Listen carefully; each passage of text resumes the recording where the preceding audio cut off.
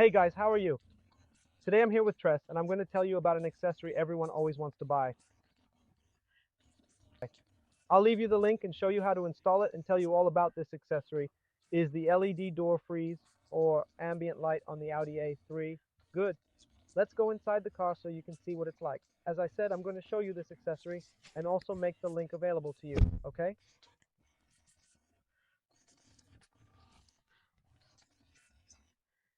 The link will be in the description of the video so you can buy it safely.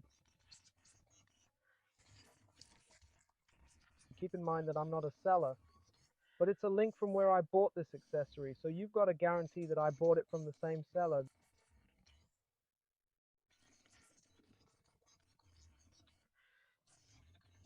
These are the freezers. They refer to all 4 doors on mine. In this case, it came with the Frizzo in the color of brushed steel.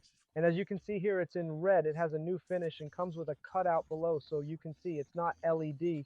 A lot of people thought the LED was glued on here, but actually it's all a new finish that we place here. So we removed the original and put this one in its place.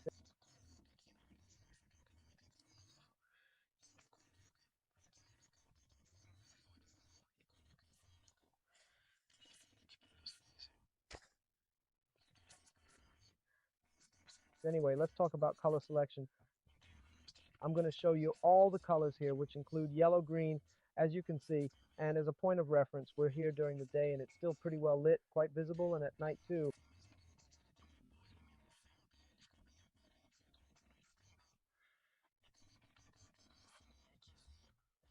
Also, for those who are interested, want to keep the light dimmer at night, yes, you can regulate its intensity. I'll show you here. You can keep it fully turned off or make it stronger. And remember that the link to this product will be first in the description. If you want to buy with the confidence of a product from the same place that I bought, bear in mind that I'm not a seller. I have nothing to do with the seller, but want to make clear that it's the same place where I bought my product. So everything arrived correctly and everything is nice. First link here in the description, and now we move on.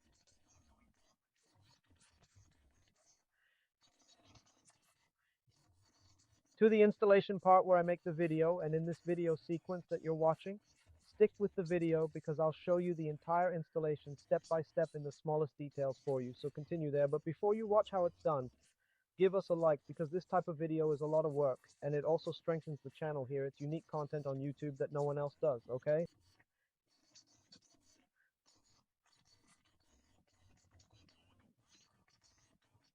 So watch the installation, and of course, if you want to buy, first link is in the description. Let's watch how to install it, guys.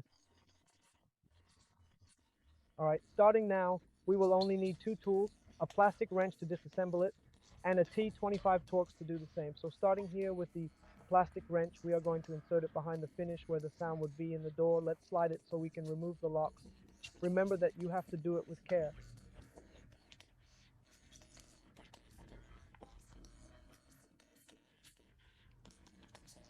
And it's already loose. Behind this finish, we're going to find 2 screws, which are the appropriate screws that hold the door in place. So using the T25 wrench, right? It could be an L-shaped wrench or some other type of wrench, like the one I'm using. You're going to loosen it. There are 3 screws, 2 on the top that are hidden behind the finish, and the one below that I pointed out to you. So I'm going to loosen the screws here so we can see.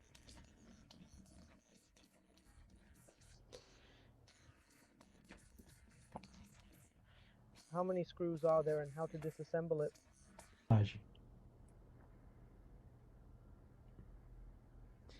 Right, I've removed the 3 screws. I'm going to show them here so you can see. These are the 3 screws. They're all Torx T25, all the same, no difference. Having unscrewed them, we're going to move on to unclipping the door now. There are no other screws holding the door, so we're going to undo the clips now. For this, we'll use the key. We're going to fit the key in between the door panel and the door itself. To assist with this, I'd recommend rolling down the window. That would significantly help as the door is attached on the higher side. Hence, we're going to fit the key in at the bottom of the door. It's tough to pull the clips and get them released. You can use quite a bit of force. It really is tricky to get them undone. I'm going to speed up the video so it doesn't stretch out too long. So I started releasing the clips, always carefully, applying force and pulling hard to get it loose. I managed to release the door. It's almost entirely loose. Once it's all released, you'll see how easy it will be to handle. As you can see, the lock is quite hard and now it's loose. So now to remove it, we simply lift it up vertically, alright? So lift the door, it will release from the trim of the door itself. I will show you later. We're only going to remove 2 plugs here. One of them is from the handle you can see moving. I will show you later how exactly it fits. The door won't come out without it, and it's fairly easy to remove. After that, we're going to loosen up the plug.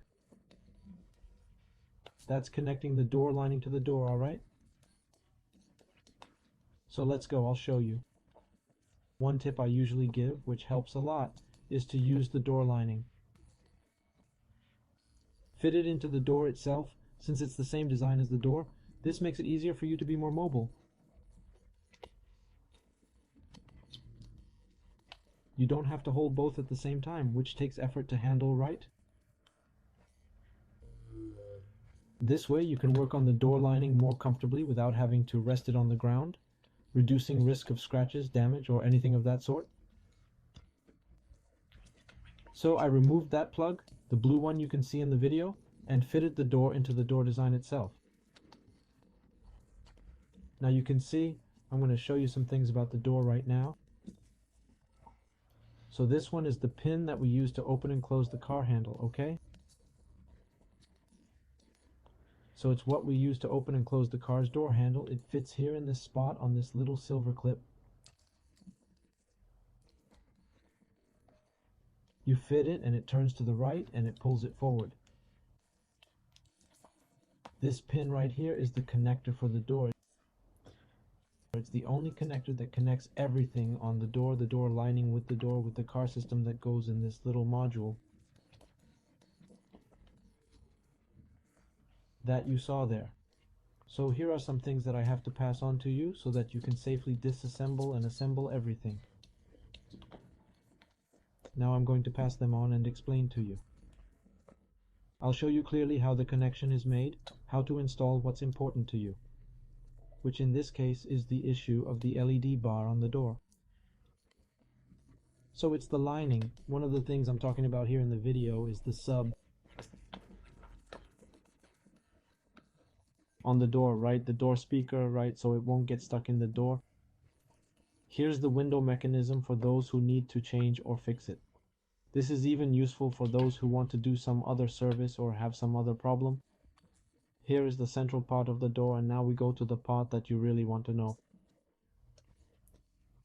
Well, you will see here that there are 2 screws, right? In my case, I removed these screws. I didn't want to use them. This filing that I'm showing you is the threading, which are the only 2 wires, right? With this small plug in the middle, which belongs to this LED bar. So here are the plugs. We connected, it connects right to the original plug for locking and unlocking the door. So it's plug and play. You don't need to cut any wires or anything like that. Here are the connectors, right? It comes with a Y or a bypass as we call it, right? This can channel the power from one location to the next location, right? So in this case we turn it off. In theory we would be disconnecting the plug, right, from the door lock. We unlock the door, which would be this original yellow plug going into this brown one. What are we going to do? We're going to connect to this bypass that we call, right? It's a Y that keeps passing the signal from one to the other and sends the power signal to something else. So everything here is used and made with connectors in the same pattern as the original, right? In this kit. So we will get this Y here. Right, first we're going to grab it. We're going to connect one of them directly to the connector on the door itself, which is this one. With one hand, it's a little more complicated to do, but I think it'll work fine so you can see. Connected. The second plug here, we will use it to connect the wire that comes from the control unit itself. One is the sensor or the plug, the sensor that is in the door. The other is the wire that would be connected, which is the one where we are making this bypass for the door lighting. You will see here there's a small screw. In my case I left it out because I didn't want to use it because there's no need. It is very securely attached without even these two screws. But when you disassemble it there will be a screw in it. You'll also have to release a clip here in the middle that you have to tighten from the inside so that you can remove it.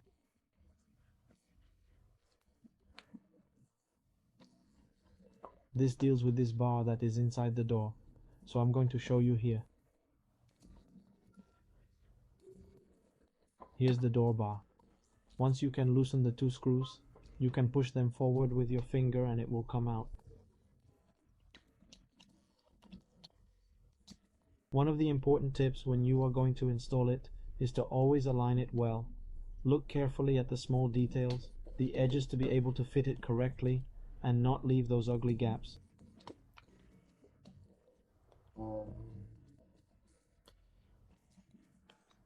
You know, because there are a lot of people who say their door didn't fit right or it didn't look good because people didn't even spend time to fit it properly.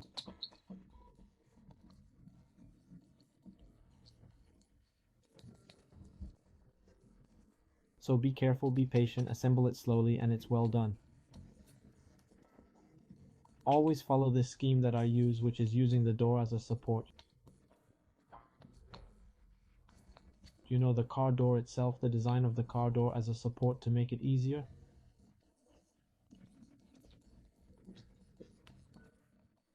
Okay, now at this point I'm going to reassemble the door, right? And I'm going to give you a tip on how to fit the door, because a lot of people fit it wrong and the door doesn't fit. So we're going to get the plug first. We have to connect the plug to the door control unit first to supply power, and then connect this wire, this steel wire, which is the wire that opens the door, right, through the internal handle. This is the wire to the door. It won't open if you forget the plug. You can't roll up or down the window or do anything else. So first we're going to connect the plug. It has this little pink bar on top, so you're going to connect it and push it upwards. Simply lock it in by pushing the plug upwards and it locks. So it's very simple to do this.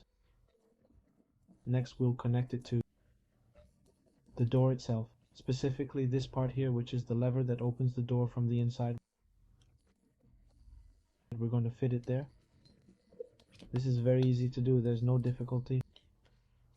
Okay, it's simple. Now the most important part is fitting the door into the upper part, because the door is first fitted into the upper part and then into the lower part. I'll bring you over here so I can show you. I want to show you here, in this case, what the fitting is like.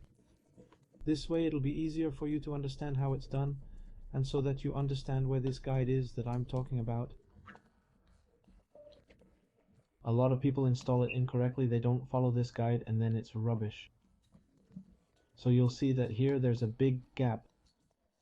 This gap is for you to fit the door gap into. So when you fit one gap into the other, then yes, the door stays straight. It stays well fitted, well sealed, without noise, everything is nice. So this is the correct way for you to place the door fitted inside this gap. If you don't put it inside this gap, it won't work. It will be crooked, it won't close properly, it will be noisy. Some places even install some accessories, but they don't pay attention to this. It ends up being crooked and making noise later. So the finish is not perfect. This is the correct way. This is what I'm telling you, and I'm going to show you on video. It's a little challenging until we get it to fit properly, see everything correctly. There's a clip there at the top. At that moment, it was well fitted. One of the things you have to consider is if the gap is correct at the top.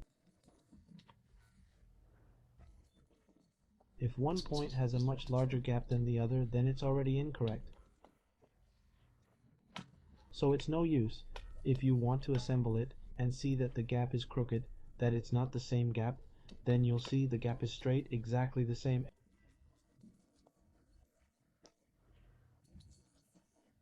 Everything's exactly right, well fitted, so that's how it has to be. The gap has to be fitted together correctly. That's the only way it will have a good finish. Okay, finally, right? Fit this part of the door. You're going to knock on the door, literally knock with your hand to lock the clips. Then you'll knock and the clips will lock. It is always important before you put the door back to confirm that all clips are back in the same place. There's no problem tapping them with your hand because you won't break or ruin anything. It's simply to make it easier to fit. If you want, you can also push with your hand. Pushing might be easier than knocking, but it's the same. It doesn't make any difference really. So everything is fitted now. We're going to do the next part, which is replacing the screws to finish reassembling the door. The T25 Torx wrench, as I said before, take the 3 screws that we already had and put them back in. I'm going to speed up the video here so it doesn't take too long, right? Because the video is already quite long. I'm going to show it to you here. We're going to put it in, we're going to lock the 3 spindles, the 2 at the top that are behind that finish, and then the last one there at the bottom, which is hidden. Now we're going to get the plastic screen. In this case, we're going to put it back. It's very easy. There's a small guide pin on the side that I'm showing you. First, you're going to fit that in, otherwise it'll break the finish. So it's first fitted there on the side, fits perfectly. Now just push it forward. Alright, it fits, it locks, and the original finish is perfect again. Very simple, very easy. The finish is fitted, the whole door is reassembled. So here I'm going to show you. You can reduce the light intensity, increase the light intensity. You can also change the colors of the light. This finish is really cool, and it's a complete bar. Okay, a lot of people think it's just the LED. No, it's a whole new bar. You replace your entire original bar and put this entire new bar in your car. Okay guys, so I hope you liked the video. This video is very rare and required a lot of work, so I hope you appreciate it. Of course, if you want to learn everything about coding with the best coding on the market, which is me, the first in Brazil to work with coding, then obviously check the first links here in the description. You will learn more things about retrofit and coding also with our courses from zero to coding professional. The best in Brazil. Alright guys, that's it. Big hugs everyone. I hope you liked it. Leave a like to support us because this type of video takes a lot of work.